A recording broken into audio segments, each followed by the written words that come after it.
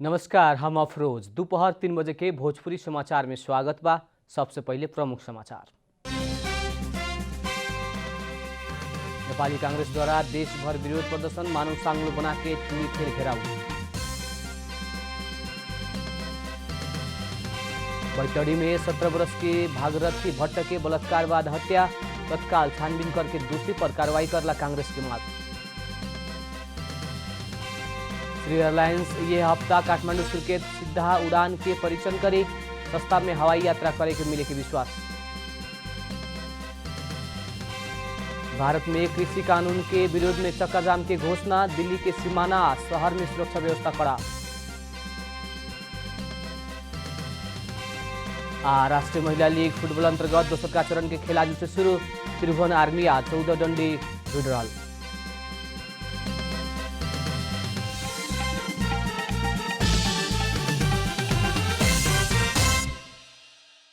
अब पूरा समाचार। प्रतिनिधि सभा भंग कैली विरोध में प्रमुख प्रतिपक्षी नेपाली कांग्रेस आज देशभर विरोध प्रदर्शन कर रहल बा। तेसरका चरण के आंदोलन अंतर्गत कांग्रेस आज जिला सदरमुकाम केंद्रित प्रदर्शन कर रहल बा।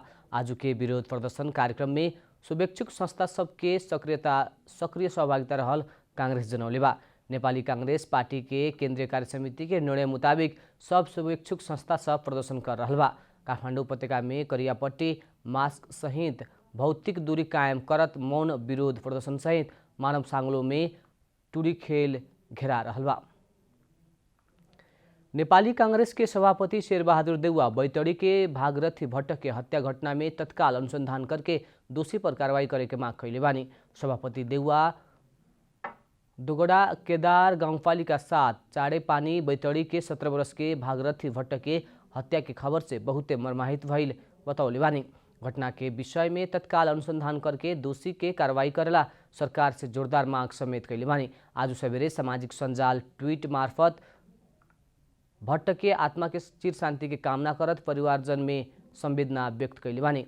सनातन धर्म मावि में कक्षा 12 में पढ़ रहल भट्ट बुध के सवेरे विद्यालय गईल भागरथी ना लौटला बाद खोजी कैला बाद बीएफए के सझिया घर से 3 किलोमीटर दूरी में रहल लबलेक सामुदायिक वन में हत्या कैल अवस्था में उनकर शव मिलल रहे।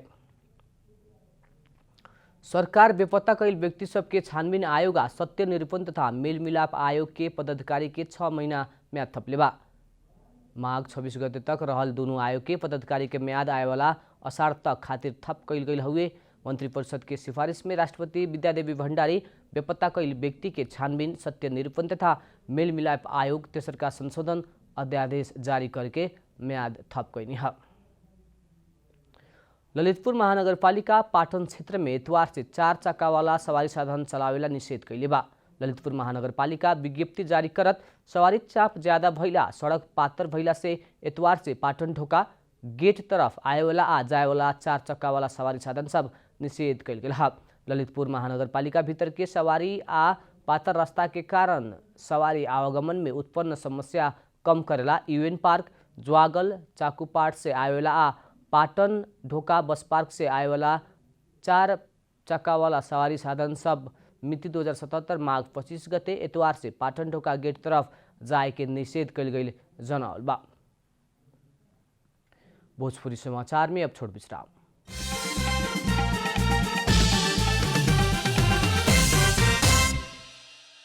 भोजपुरी समाचार में अब थप समाचार। मौसम में आइल बदलीसँगै कर्णाली आ गण्डकी प्रदेश के उच्च हिमाली क्षेत्र में हिमपात भइल बा। हुम्ला सहित उच्च हिमाली जिला में लंबा समय बाद हिमपात शुरू भइल है। हिमपात से हुम्ला के तापक्रम -डिग्री में झरल बाटे। जिला के उत्तरी भेग में 1 इंच हिमपात भइल बा त दक्षिणी भेग में वर्षा भइल जिला प्रहरी कार्यालय हुम्ला जनौले बा। हिमपात से हुम्ला के जनजीवन कष्टकर बनल बाटे। इने बाजुरा जिला में भी हिमपात भइल बा। वैसे ही म्याग्दी के उच्च क्षेत्र में भी भइल हिमपात से जनजीवन प्रभावित भइल बा। सुखा के कारण गहुँ, जौ, तोरी, आलू लगायत हिउँदे बाली प्रभावित भइल रहे, लेकिन हिमपात भइला से अन्न बाली सप्री कह के किसान सब खुशी भइल बा। निजी वायु सेवा कंपनी श्री एयरलाइंस ये हफ्ता काठमाडौँ सुर्खेत सोझा उड़ान के परीक्षण उड़ान करेवाला बा। नेपाल नागरिक उड्डयन प्राधिकरण से निजी वायु सेवा कंपनी श्री एयरलाइंस काठमाडौँ सुर्खेत सीधा उड़ान खातिर अनुमति मिलला बाद यही हफ्ता भीतर परीक्षण उड़ान करे के जनौले बा। नागरिक उड्डयन प्राधिकरण क्यान्स के अनुमति बाद श्री एयरलाइंस टर्बोप्रोप Q400 जहाज मार्फत परीक्षण उड़ान करेके जनौले बा। करीब 4 बरस पहले से व्यावसायिक उड़ान शुरू कैल श्री एयर CRJ-200 या CRJ-700 जेट इंजन के साथ दूगो Q400 सीरीज के प्रोपेलर जहाज से हवाई सेवा देते आइल बा। श्री एयर के अनुमति मिलना बाद कर्णालीवासी सुर्खेत काठमांडू उड़ान से सस्ता भाव में हवाई यात्रा करे के मिली कह के विश्वास लेहले बा। सरकार देश भर के भूमिहीन जनता के समस्या समाधान करेला 2076 साल चैत 9 गते भूमि संबंधी समस्या समाधान आयोग गठन कैले रहे। 3 वर्ष के कार्यावधि के समय सीमा तोकल आयोग स्थानीय तहसँग के सहकार्य में 77 जिला के दूगो गाउँपालिका के भूमिहीन के पहचान करके लगत संकलन संपन्न करे के धनी पूर्जा निर्माण कार्य समेत अंतिम चरण में पुगावल जनौले बा। सरकार 2076 साल चैत 9 गते देवी प्रसाद गेवाली के संयोजकत्व में 3 वर्ष से कार्यकाल रहल भूमि संबंधी समस्या समाधान आयोग गठन कैले रहे। आयोग स्थानीय सरकार के सहयोग में देशभर के हरेक जिला के दूगो गाउँपालिका के भूमिहीन के पहचान करके लागत संकलन कार्य अंतिम चरण में पुगल जनौले बा। आयोग कहूँ कतहु NCR में समेत भूमि संबंधी हक ना रहल करीब 5 लाख के पहचान करके लागत संकलन कैल जनौले बा। पहिलो फेजमा हामीले यो देशभरिका 7वटा प्रदेशका 2-2वटा पालिका को हामीले स्याम्पलिङका रूपमा चाहिँ काम त्यहाँको थालनी गर्यौँ। त्यहाँ चाहिँ भूमिहीन सुकुम्बासी अव्यवस्थित बसोबासीहरूको करिब डेटा सङ्कलन भइसकेको छ। त्यसपछि हामीले फेरि 180वटा पालिकामा अहिले सम्झौता गरेर कामको सुरुवात भइरहेको छ।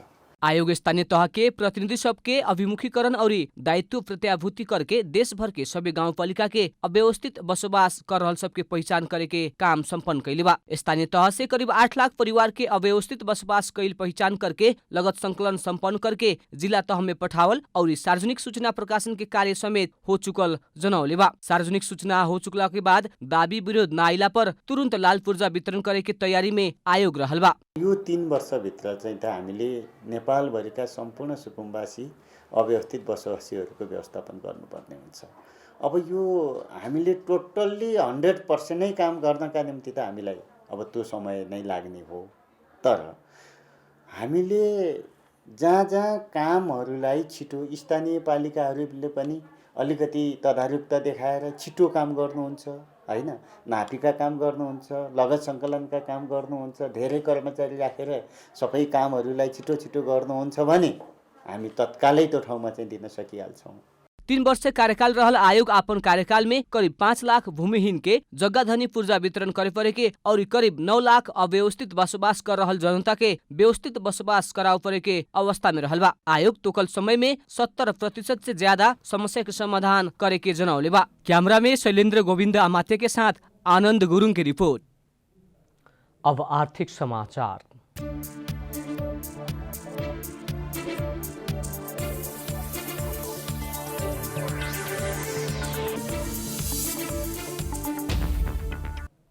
मेलम्ची खानेपानी आयोजना अंतर्गत के हेडबॉक्स निर्माण 2 महीना भीतर संपन्न करे के लक्ष्य बाटे। बीतल पुस के दोसर का हफ्ता तक पूरा होखे वाला हेडबॉक्स के निर्माण विश्वव्यापी रूप में फैलल कोविड-19 के कारण लेट भइल ह। वो अवधि में काम सुस्त गति में भइला से तोकल अवधि में संपन्न करे ना सकल आयोजना के सूचना अधिकारी राजेंद्र प्रसाद पंत बतौले बानी। अभी निर्माण धमाधम आगे बढ़ा रहला से चैत तक में पूरा होके के पंत के कहनाम बा। बीतल बरस चैत से आयोजना में जनशक्ति या निर्माण सामग्री अभाव के कारण निर्माण में गति न आयल रहे। भोजपुरी समाचार में अब छोट विश्राम।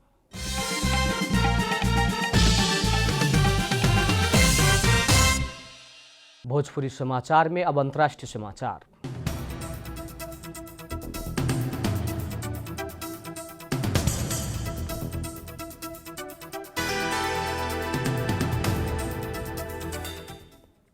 भारत में कृषि कानून के विरोध में किसान सब आज चक्का जाम के घोषणा कैले बा। किसान सब आज दोपहर 3 घंटा देश भर चक्का जाम की घोषणा कैले बा। 26 जनवरी में भइल हिंसा के मद्देनजर करत दिल्ली के सीमा आ शहर के सुरक्षा व्यवस्था कड़ा कैल अधिकारी सब जनौले बा। यही बीच संयुक्त राष्ट्र संघ के मानव अधिकार निकाय भारत में किसान आंदोलन के लेके प्रशासन आ प्रदर्शनकारी दोनों के अधिकतम संयमता अपनावेला अपील कैले बा। किसान आंदोलनबारे पहिलका बेर प्रतिक्रिया देहत राष्ट्रसंघ सबके मानवाधिकार के सम्मान करत न्यायसंगत समाधान निकालेला आग्रह समेत कैले बा। दिल्ली में हजारों किसान सब महीना दिन से आंदोलन कर रहल बा। सरकार से सार्वजनिक कैल कृषि कानून फिर्ता लेवेला उ सब मांग कैले बा। अब खेलकूद समाचार।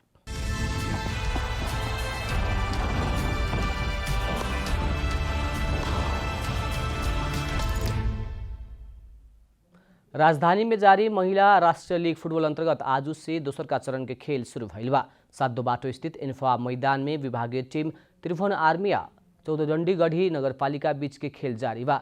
डबल राउंड रोबिन के आधार में संचालन हो रहल प्रतियोगिता में हरेक टोली पहिलका चरण के 6 गो खेल खेल चुकल बा। एपीएफ 6 खेल से 18 अंक जोड़ के शीर्ष स्थान में बाटे। त्रिभुवन आर्मी 13 अंक सहित दोसर का स्थान में बा। 6 खेल से 10 अंक जोड़ल विराटनगर महानगरपालिका तेसर स्थान में बा। 8 अंक भइल नेपाल पुलिस क्लब चौथा स्थान में बाटे आ समान 8 अंक भइल स्याङ्जा के वालिङ नगरपालिका 5वां स्थान में बा। रौतहट के चन्द्रपुर नगरपालिका के 3 अंक बाटे त उदयपुर के 14 डंडीगढ़ी नगरपालिका अंक प्राप्त नहीं कर सकल। अंत में प्रमुख समाचार फिर एक बेर। नेपाली कांग्रेस द्वारा देशभर विरोध प्रदर्शन, मानव सांगलो बना के तुड़ीखली घेराव।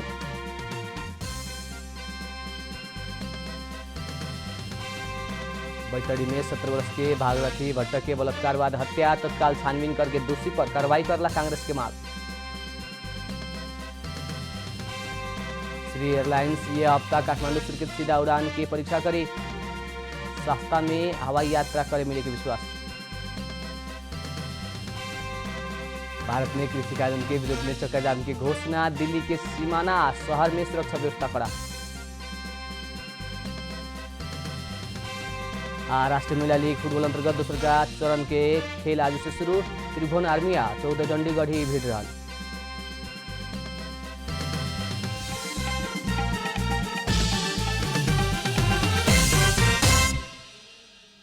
भोजपुरी समाचार अभी खातिर इतना ही। जनता द्वारा जनता खातिर प्रसारित जनता टेलीविजन के कार्यक्रम सब यूट्यूब, ट्विटर, फेसबुक हमने के वेबसाइट जनतासमाचार.com में भी पढ़ा देख सकत बानी। सूचना में अपने के सहभागिता, समय में समाचार हमने के प्रतिबद्धता। प्रणाम।